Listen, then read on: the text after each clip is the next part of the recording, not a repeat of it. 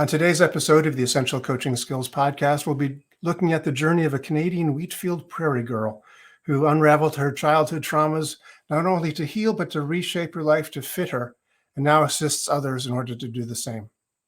The magic really came from being like a detective and decoding language to get to the hidden loyalties. You are listening to the Essential Coaching Skills podcast, a show devoted to uncovering the systems and the secrets that set the best apart, where you learn how to take your coaching clients to the next level, while you grow the coaching practice of your dreams. So sit back and relax, or sit up and get excited. Either way, you might want to pay attention. This could be important.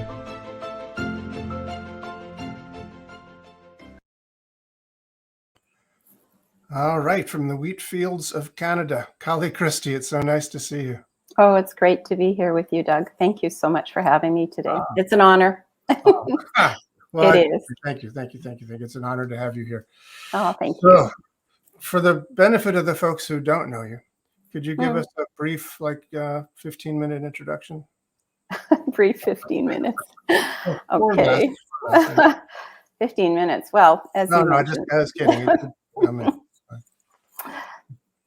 So what does this mean? You unraveled your childhood traumas not only to heal, but to reshape your life. Tell us a little bit about that. Well, I really didn't know I was doing it. That's the interesting part of it. I began in Canada, as I am now, and on, the prairies where I am returned to 10 years ago. And when I was born and raised here, I moved away after I graduated from high school. But I was born into an interesting scenario, as everyone is.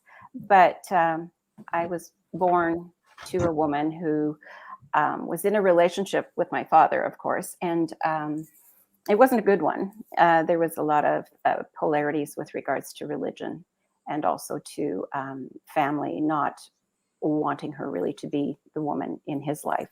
So when I came along, there was such that she was convinced she couldn't take care of me and gave me to be raised by an aunt and uncle, which was my father's sister and her husband. And so at 6, I was returned to my biological family. And it was completely different. It's totally opposite of the Cinderella story. I went from thinking that my aunt and uncle were my parents and my mom and dad were my aunt and uncle.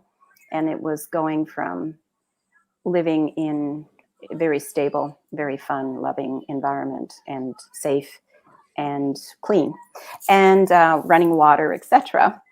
But when I returned to my home, with my biological family, it was completely different. There was no running water. There was, the love was hidden, and there was a lot of trauma. So my dad being an alcoholic, and my mother having gone in and out of institutions over the conditioning of being in that marriage, it was very traumatic, actually, the experience. Plus, I was into a situation where I now was with siblings that didn't know me. So I was excluded.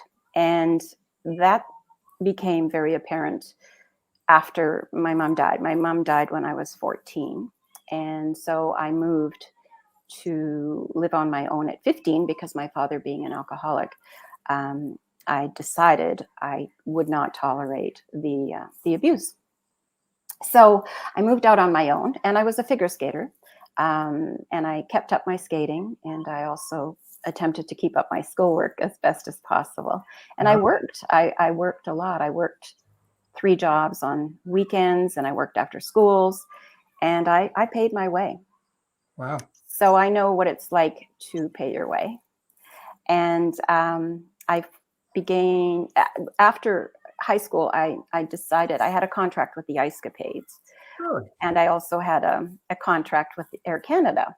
So I thought, well, I love to travel, but I don't want to travel on a bus 52 weeks a year or 50. And so I became a flight attendant. And that provided me with the luxury of traveling, as well as coming to a nice hotel at night or back to my home where, I was very comfortable. And so how old were you at this point? 18. Wow. Mm-hmm. Wow. Yeah. Wow. Grew up fast. Oh, I grew up very fast. I grew up at 6. I grew up at 6 when I returned to my biological parents and, was immersed in what was going on. So yeah, the traveling was exciting, but then it became boring. And so I decided to, go to university. I wanted to take a leave of absence, but at the time the airline industry wasn't permitting it. So I quit and went to UBC in British Columbia to study psychology. And then I needed a summer job. So I called Air Canada and they said, well, we're not going to bring you back unless you move to Halifax. And I said, well, I'm not moving from Vancouver to Halifax. so another airline was just starting up and hired. And that was great for a while. It paid the way type of thing, as well as I got to then really start to explore other things. And that's when I became very interested in TV and production. And I went into that industry as well as flying. And then I moved from Vancouver to Toronto, where I met my now ex-husband. He was at that time Canada's male top model. And I was Sorry, not Canada's top model at the time? male model. Yeah. Yeah. All right. And so I was doing TV and a lot of commercial work and print for hair and whatever.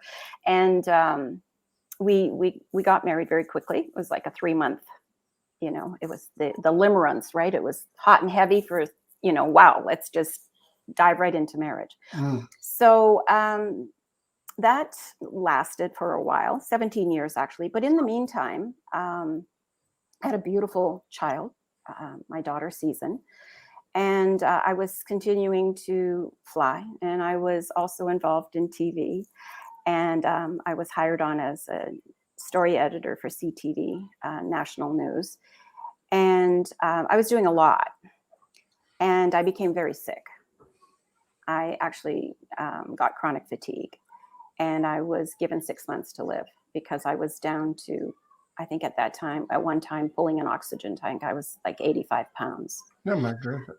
So the doctors in Toronto worked with me greatly. And there was a wonderful doctor called Dr. Kropp, who was actually, he's been ousted out of his medical profession because he did alternative things as well. But he told me quite honestly, he said, you need to get away from the city. You need to get away from the pollution. You need to get away from the stresses, and you need to just simplify. So I moved to Florida. I moved to Manitoba Key, between Sarasota and Fort Myers. And I took my daughter with me. And one day she came home. She was in a private school. She came home and she had a book called How to Heal Your Life by Louise Hay.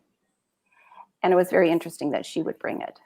So I started to read it, and I started to do and apply everything that was in the book. And I got well. It took me 6 months, and I overcame the fatigue. I bounced back. It was amazing. And I returned to Toronto to my relationship with my husband permanently, and I got sick again. So I was so intrigued with the mind-body at that point that I started to do research into neurolinguistic programming. And I got to do a practitioner training. And then I fell into, my blessings are just amazing with my mentors, including you and teachers. And I came across Christina Hall, Robert Dilts, Eric Robbie, and of course, Robert Klaus. So they sort of came and went. And then I started to bring them into Toronto to do trainings. And I promoted their trainings in Toronto as well as in Montreal. So I got to really learn from incredible masters. It was like, wow. Also at this time, because I was learning and growing and surpassing what I could even fathom to be the mind body's work, it was time to move again. And so my ex wanted to move to Vancouver. It's the geographical cure. And it's going to be better and it's going to be greater and yada, yada, yada. Well, it wasn't. So in a short nutshell, after 6 months of him being there, my daughter and I did move there. And it wasn't better. It got really nasty. And my daughter was again in a really good school. And I started to teach at the school, actually. They were very open to me teaching NLP to youth, Yeah. which was wonderful. Nice. Yeah, it was great. And so my continuance of and love for the mind body continued. And I started to study with a master in kinesiology, specialized kinesiology. And so I learned touch for health and kinesiology specialized and Psych-K. And I put everything together and created a very special program and started to work with a lot of elite athletes and a lot of elite entertainers and just, you know, people who were wanting to do things that they wanted to up level. And that was great. And at that time too, I was given the opportunity to go down to Santa Cruz to the NLP University and study with Todd and Robert, which I did. And I'll never forget Todd. He, you know, he's the one who got me to be able to get up and speak. I remember it was time to do a presentation, and it brings tears to my eyes because it was just before he passed away. And I didn't want to do it. I went to the water cooler and I was, you know, avoiding going in my turn. And he said, "What are you doing?" I said, "I'm getting some water." And he said, "No, you're not." He said, "You're avoiding doing your presentation." And I said, "Well, sort of." And he said, "You know what? Get in there and speak with your heart. You've got it." Nice. And I went in and yeah, you know, I still have his little note from me about how moved he was. And yeah, so he really gifted me with wanting to pursue, even to get out and do more seminars and workshops and things like that. So That's I went. great. Could I just interrupt you for a quick second? Yeah, for sure. Just so people know who we're talking about here. Mhm. Robert Diltz's partner at the time was a man named Todd Epstein. And I actually was very fortunate as well to have studied with both Todd and Robert for my master practitioner. That's where I learned sleight of mouth, is from those two guys. I don't know if they created it together, but I'm sure they helped. I mean, I'm sure Todd, they wrote the book together. You know, a lot of the examples are both Todd and Robert's. So he is really instrumental in that. And there was a huge influence on my trainings as well. So yeah, he's a lovely, lovely person. And he went far, far too early. Yeah, absolutely. It really was a gift to be in their presence and to learn from both of them. Yeah. I had such a great time. It was great. It was really good. It was really good. And so then I went back to Vancouver, and then I went back to California again, only this time to work with Christina Hall. I did a lot of work with her, and that's where I fell in love with decoding the structure of language. Yeah, she's brilliant. When it comes Brilliant. to language. I mean, absolutely nobody better. Nobody. I was so gifted with being able to be with her, but then I also was blessed that she had me do all the videos and do all the transcribing at that time. So I was there for about 8 weeks. You did all the videos? That's amazing. Mm-hmm. Wow. Mm-hmm. Yeah, that's my handiwork. Wow. Yeah, exactly, right. But so that's where I fell in love with decoding the structure of language, and till this day, it is my absolute. But I've taken it a bit further, and it's one thing to decode the words and the written, but now I decode the language of the soul. Okay, and again, let me stop you there. Mm-hmm. That's good. All right. I need to be stopped. Okay.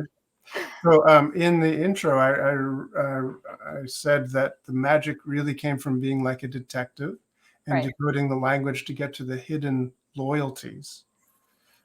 What do you mean by that exactly?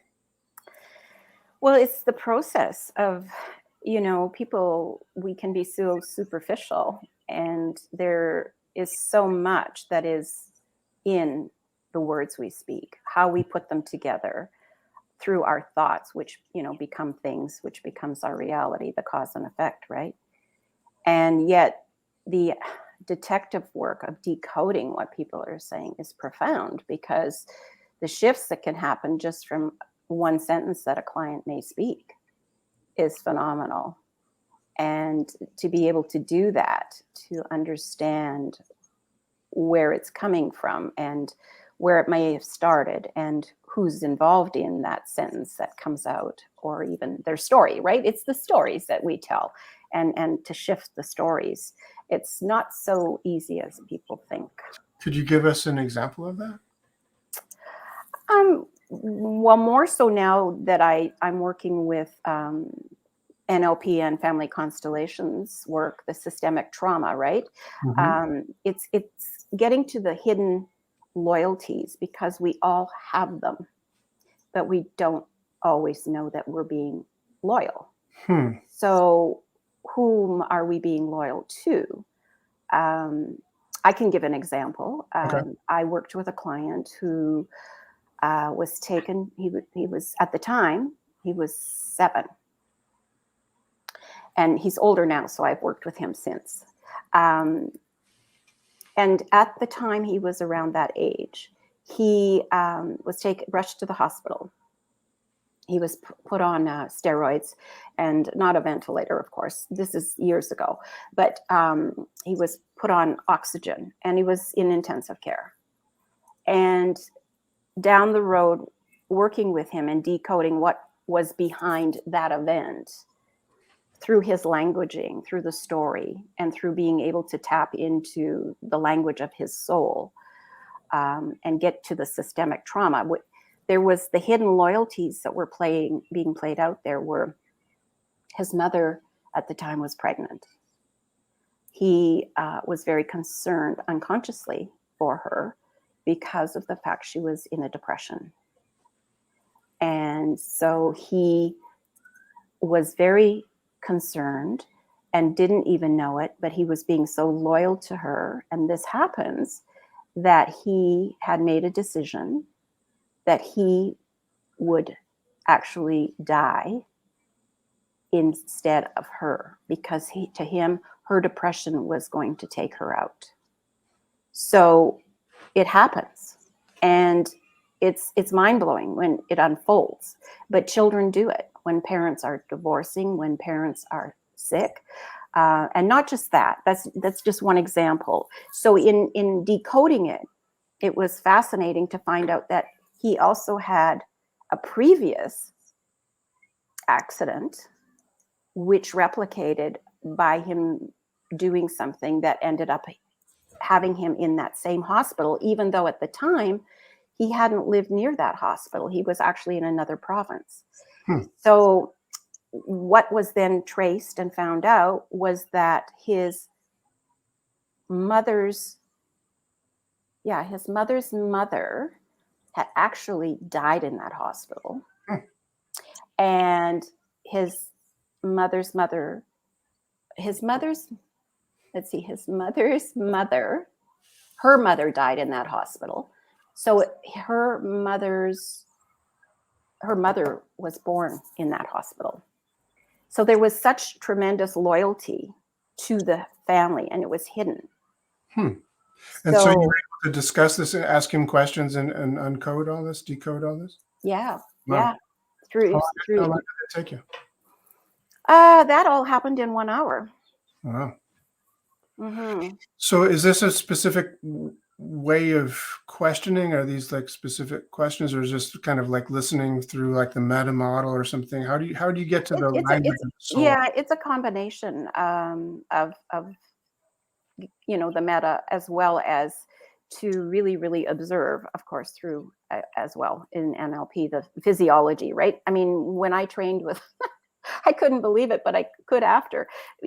Eric Robbie was his specialty is sensory acuity, Mm-hmm. right? The smells and the sounds and just everything, but also too to being able to even see in a person's neck the veins changing, or in the face the colors, and the veins in the hands, just all this stuff. So it's quite profound, and so yes, it's all of that. And then of course too, my training with in systemic trauma in family constellations, and really getting to understand how these hidden loyalties play out. They really do, and it's actually mind blowing. So, It seems to me that it really is a not a higher wire act exactly, but it's a very sensitive thing, because you've got to do what you've described. It would appear that you've got to do an awful lot of probing and asking probing kind of questions, but also checking the physiology to see if there's any incongruities, and then if they're like, maybe, I'm not saying they're lying, but maybe they're just not, because of their hidden loyalties, they're answering in a way that isn't quite congruent. And then you've got to say, well, let me ask you more about that. I don't know about that, young man. You got to sort of call them on that and ask so it seems to me to maintain rapport and to have that kind of ability to, have the trust to get that deep inside, to uncover stuff that deep, is really quite an art. It is. It's the thing I've come to learn over all the years through all my trainings, is to be loyal to the client and not loyal to the method. Okay. The client is first for me. So when it comes to loyalties, your loyalty is to the client. Right. Because if I'm being loyal to the method, then my ego's going to get in there. Okay. Or it can. Right? Sure. Absolutely. Yeah. Not always, but the thing is it's the loyalty is to be aware, like you say, with regards to the subtleties that are happening, the pupils, the facial, just everything. And the big thing is to, trust. It can't do it if the client doesn't trust you. Right. The whole way I unwove my life was to go through all I went through, and through all the trainings, and to decode things. And is the process complete? No, it's far from it. It's a journey, and I don't intend on stopping. But Can I just I'm sorry, hold that thought. But going back to this boy then, so once you were able to decode this for him and find out his loyalties to his mother's mother and the family. Were you able to then, change that in some way so that he Oh, lived for sure. happily ever after sort of thing? Happily ever after. He's doing phenomenal. Oh, He good. really is. That's my granddaughter. She's having a great time with me. He's doing great. His whole everything changed. Nice. He was sabotaging. You see, the whole thing is he was sabotaging himself Right. in any way, shape, or form to have this play out, so that he would probably have ended exiting the planet by now. Right. And so now, no, he's doing great. Cool. And it's wonderful. It's wonderful to hear, to see, to know. The beauty of it is, I know it's not me that did it. It's, as you know, when we work within and with such an amazing field that it's just tapping in and allowing and trusting and using everything and allowing it to come up through, and then to be in connection, to be in rapport with that wonderful person who put trust in us. And the thing is, with the trust and the trauma and how I healed and how I'm understanding more and more about how people do, I mean, the beauty of trauma is it does heal. We have to get back to our heart's desire and live that. And it's not so easy for a lot of people. But the thing about the trauma is that people know. And when I'm with a client, they know if they can trust me or not. I've been through enough for them to know that, and they can feel that instantaneously. Do you think that's actually kind of a requirement for doing the kind of work that you do, that you had a background like you had, or can people learn it? I think you can learn it, um, but you have to have incredible experience with trauma. You really do. When you mean incredible experience with trauma, like working with people with trauma or your own traumas? Your own. Your And own. nobody's Nobody's immune from trauma. nobody immune Nobody from gets out trauma. alive. No, and it's it's to the Yeah. degree of which they've experienced. So and but it. Do you have a passion for it? When I say to people, I have a passion for trauma, they go, "Are you nuts?" you know, Yeah, I have a passion for trauma because it heals right. and it helps unhook the story so that you can recreate. Like with me, when I say that I wove, a different story, I have to, to where I was and where I could have ended up, the could have, would have's, right? Mhm. And where I am and the work I do and the passion that I have for it. None of that would have happened if I didn't go through what I went through and was persistent Mhm. and persevered, right? That's that's the whole thing, is the perseverance. And Yeah. yeah. Excuse me. So do you think when you say unhook the story, Mhm. you have to let go of the perceived or the remembered uh, sequence of events that caused the traumas?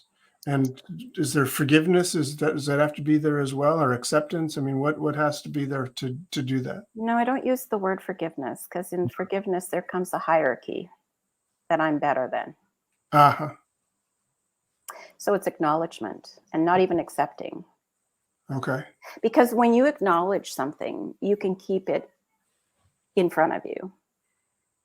When you accept, you're bringing it right in somatically.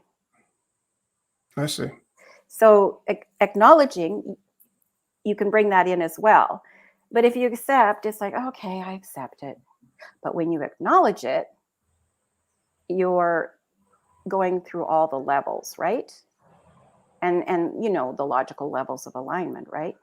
So I'm not those sure exactly what you mean. I mean, I think I oh, do, but well, like in this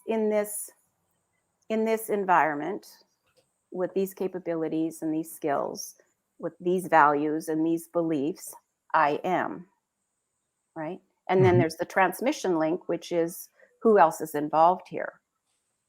So if you just forgive, then you're sitting at this hierarchy of I am, and I forgive you down there, Got got right? right. But if we acknowledge it, then we not only own it, but we can shift it,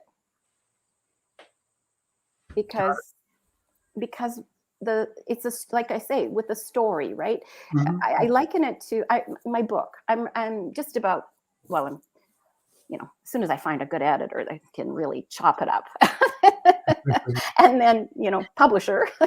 You've got to um, tell us yeah. about So what's the the book is called 100 Sweaters and a Cowboy. title? 100 Sweaters and a Cowboy? Doesn't that sound Great intriguing? title. Yeah. So, and it's copywritten for anybody who's listening. So, and it's also registered. Yeah. So it's my story. My grandfather was a cowboy. My grandmother knit 100 sweaters a year for the Red Cross to donate to children who had nothing. My grandfather and grandmother were the ones who convinced my mother to give me up. Mm. And through all I've been through and finding out the truth, after I got and decoded people's whatever was going on in my own family, it was a conspiracy, What because do you mean? my grandmother had a daughter.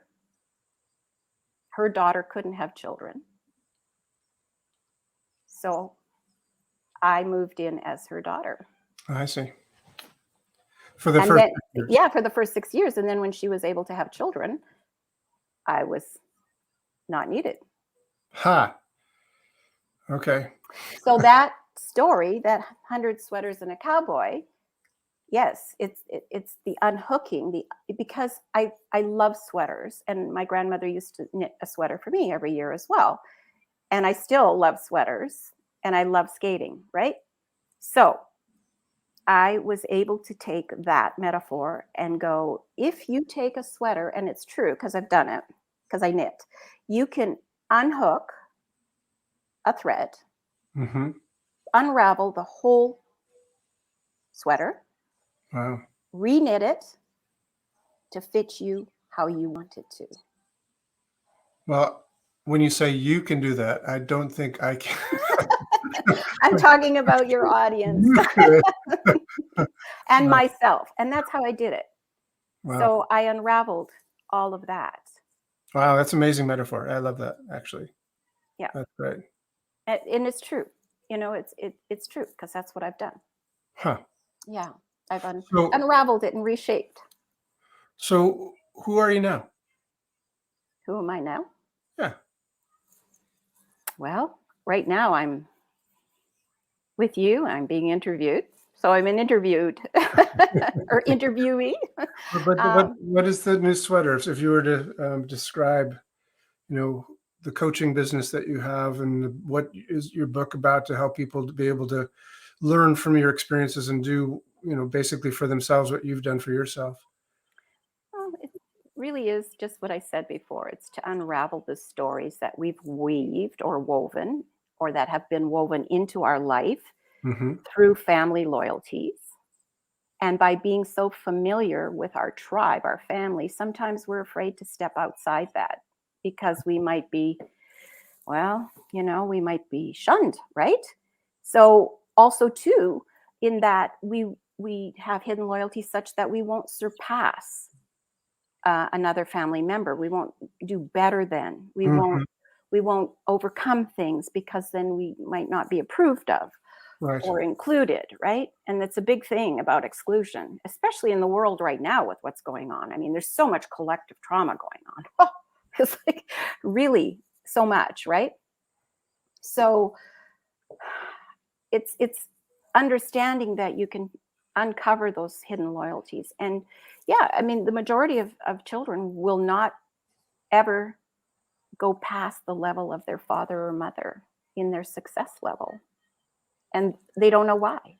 It's like I go 10 steps forward and 55 back. I go 100 steps forward and 1,000 back. I can't seem to but they're not thinking in terms of their loyalties to their family, to their mother or father, or to their siblings, or whomever, or to even an ancestor that might have not completed a life the way.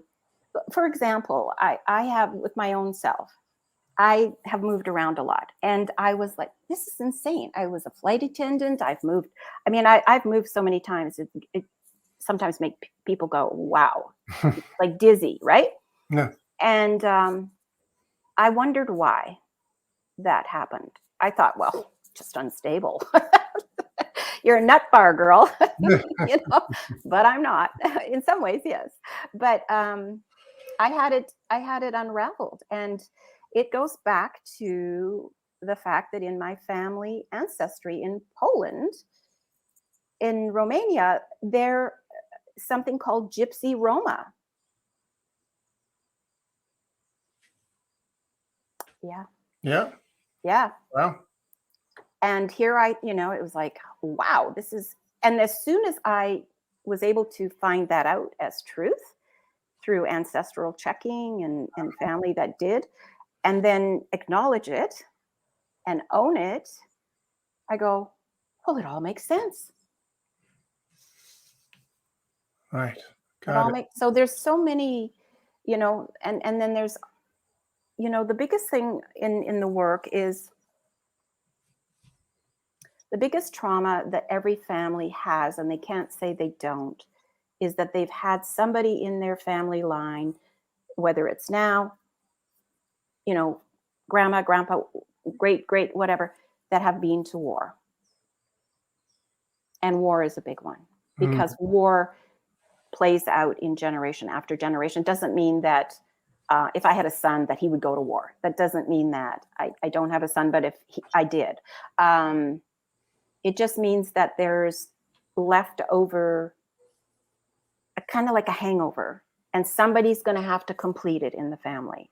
Somebody's going to have to, and somebody ends up paying it forward, whether they, get into a lot of accidents, whether their marriages disrupt, whatever. There's stuff that gets played out, but it's a war shows up a lot. Incomplete. There's Right. incompletion, right? So, yeah. So unweaving, unhooking those stories, and then rewriting your story to fit you. All right. So let me just ask you a question. So if somebody were to, go to collichristante.com, that is your website, right? Colli Christante. Christante, sorry, yeah. That's okay. It's okay. Thank you. And they'd be looking for family constellation work. Is that basically the way you? Well, I there's know you do everything, but no, not anymore. so you No. have them. So I use everything. You use everything. I use all the tools. Family constellation work is basically your. Yeah, systemic trauma, family constellation, and it's there. It's on the website. It's Okay. Yeah. I mean, there's that, and especially for women, there's a lot of women that are walking around very deeply, men too, but women walking around wounded. It's interesting, Doug, with regards to, for example, women who have had to, like in Russia, birth control was abortion for many years, right? And some women, have had 13, 16 abortions. Oh God. And not with anesthetic. So then you've got a husband who doesn't understand why you don't feel intimate, Yeah. So then, and in Russia, there's 80% of the women are looking for men. And I'm just giving this as an example, how it can affect a woman. So I work with women specifically with, the yoni, which is the uterus, the cervix and the ovaries and everything. And if there's been trauma there, whether it's been, miscarriage, abortion, rough sex, rape, all that stays there. And then women go, well, why can't I'm not feeling intimate, and you're with a man and he can't understand it. And she doesn't understand it because it's so deep. It's so deep. The wounding is so deep, right? So I work with women a lot on that as well. I see. Because it's to help men and women, because if a woman can return to feeling feminine and intimate, it's only going to enhance the relationship, right? Of course. Yeah, of course. Yeah. Yeah. So this is, this is deep stuff. So one other question I often ask people who are on this podcast is, what are the essential skills, or what is an essential skill that you think is necessary to become a great coach? And it sounds like, in a way, as horrible as it sounds, having a horrible childhood is really an essential skill. The essential skills are first of all, for what purpose? Sorry? For what purpose?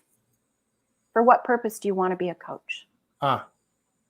So to answer the question of what are you here for? What is your purpose? Yeah, for what purpose? Like if somebody said to me, I want to be a coach, I go, well, that's great. For what purpose? Okay. Because I want to help people. All right. And what are you going to zone in on? You can't be it all to everybody. So zone in and what specifically, what area do you want to coach in? Okay, great. So in a sense, find that passion. Yeah. For sure. Absolutely.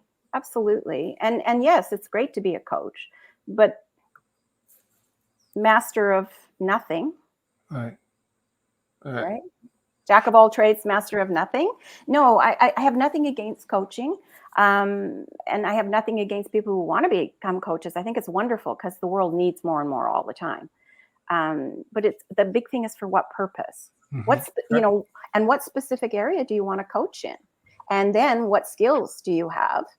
And what are your values and beliefs around this? And what education or what training or what other coaches might you need to go to go to you and learn the things that you have provided us with, right?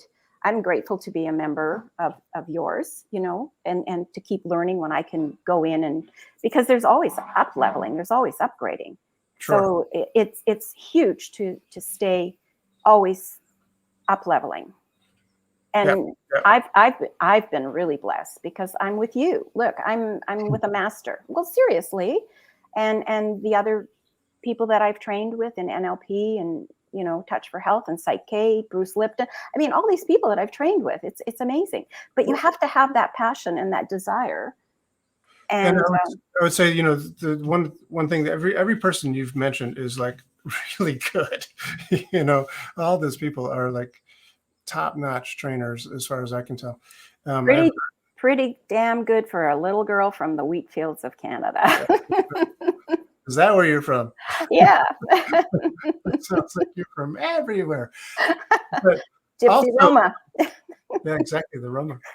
The other thing that you're alluding to without mentioning is that the second part of this podcast is what skills do you need to be successful as a coach, not just a good coach, but in the business of being coaching. How do you set yourself apart and create a business for yourself? And in a way, one of the answers to that is often, to find your niche. And I think you're saying exactly the same thing when you're saying, what is your purpose for wanting to be a coach? If you have that answer, then you have the second answer too. Yeah, you need to know your dream client. Mm. Yeah. Your dream client. Yeah. Who do you really want to work with? And who would you really want to spend time on a island with? If you were stuck, who would you want to be with? Those are your dream clients. Wow. And they pay. Wow, I never thought of it that way. So Yeah, who do I want to be stuck on an island with? Yeah. Wow. Because, there's people I turn down because I go, we're not a good fit. I don't want your money. Good for you. It's not about that. Yeah. I mean, it's nice to have that. That's the part of having a dream client that wants to do the work and then pay you because they've done the work. That's a dream client. That's a dream. So that's really interesting, I think that, yeah. Yeah, it's a bit of a reframe. It's a bit of a reframe, and it took me a while to get to that point where, in fact, I could say no to someone and not go, oh, my bank account, No, because if I don't want to spend time with you, I don't want you as a client. It's cool. I like it. Yeah, it just and the thing is, another thing that is so huge is you can't do it all. Mm-hmm. We can't be the absolute best marketers. We can't be the social media experts. We can't, I mean, you can, but you're hardly ever going to have time for a client. And that comes from experience as well. So how do you get around that then? If you're not great at those things, how do you, have a good website? You source out people. Okay. You source out people and know what you want and source people out, There's a lot of great people out there that can help coaches. I mean, I built my own website. It took me quite a while to do it. The continual upgrade is another thing, right? The social media I know, but I'm coming to a point now where, in September, actually, I'm going to give some of that to someone who has sourced me out as their dream client and wants to spend time with me and live on an island with me. Metaphorically speaking. Metaphorically speaking, and be more than grateful to pay them. Very cool. It's letting go of that control, needing to do it all, because I can't, and no one can, and they're fooling themselves if they think they can, and that they can actually continue in a way that's going to be healthy. Right. You burn out. Indeed. Now, quick little story. 20 years ago, I built my first website. Actually, it was my second website, but it was my first one that I built. Mm-hmm. And I went through an awful lot of effort to do it, and I took classes at this place to do it, and I got it up, and it was up, but it wasn't perfect, and the store didn't work. I couldn't make the storefront thing work. So I called my professor, the guy that taught the class, and said, I need help, and can I hire you to, take a look at this thing? He said, well, a couple of weeks from now, I'll have an hour. So I booked that hour, and then I did all that I could to figure this thing out in the meantime. Never got it right. So finally I went to, his workshop area, whatever. And, he took a look at it. He said, oh, here we go. And he fixed it completely in about 20 minutes. And then he made it better. And then for the rest of the hour, because I booked him for an hour, he just made my whole website vastly better. Wow. And I thought to myself, what the hell have I doing? I've just wasted months. Exactly. Where I could have hired him to do it probably in the first place. My point. And you can't get that time back. Exactly. But it was a good lesson. Oh, for sure. Yeah, for sure. So meanwhile, your website is Colli K Christante. Mm-hmm. Yeah. Yeah. COL. Anyway, it'll be listed in the credits. And you designed that. I remember looking at it thinking, God, this is you've got a little video in there of waves coming in, going back out. I just got lost. That's okay. It's like I got lost. Like I woke up this morning in a hotel room and I'm like, where am I? I'm in the hotel. How did I get here? That sounds like a Talking Head song. Yeah, exactly. Yeah. So I'm going to take my granddaughter. We're in a different city and we're going exploring. Nice. Yeah. Little gypsy Roma. Yeah. Well, thank you so much for spending some time with us here at the. Gosh, it's an honor. I'm actually honored and humbled. I feel so grateful, and I just love you to bits. I really do. Thanks. Yeah. It's mutual, and I'm honored to have you be here. Yeah. So appreciate it. Thank you so much. All right. Thanks. All right. This has been the Essential Coaching Skills Podcast. Thank you for being here. It's a pleasure seeing you again. Hope to see you again real soon. Come back next week when we have another gripping and exciting episode of the Essential Coaching Skills Podcast. And if you want to, you can find out more about us, each and every one of us, at essentialcoachingskills.com.